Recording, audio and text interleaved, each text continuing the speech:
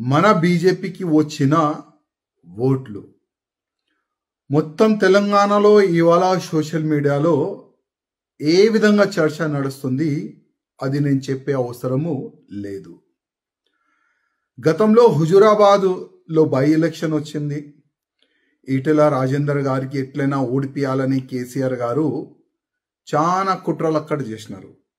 కుట్రలు అంటే ఏ విధంగా కుట్రలు అంటే బూత్ క్యాప్చరింగ్ కానీ, ఆ బూత్ లో ఉన్న హౌజెస్ లో ఎంతమంది ఉన్నారు, ఎంతమంది ఓట్లు ఉన్నారు వాళ్ళకి కొననికి కానీ, ఆపోజిషన్ నేతలకు డ్రాప్ చేయడానికి కొననికి కానీ, పోలీస్ ఫోర్స్ పెట్టుకొని ఎదురుగా పార్టీ వాళ్ళకి భయపట్టడానికి కానీ, ఎదురుగా ఉన్న పార్టీ కార్యకర్తలకి లాఠీ చార్జ్ కానీ, కేసులు పెట్టేది కానీ, అది హుజూరాబాద్లో బీఆర్ఎస్ వాళ్ళు చేసినా మనం చూసినాము.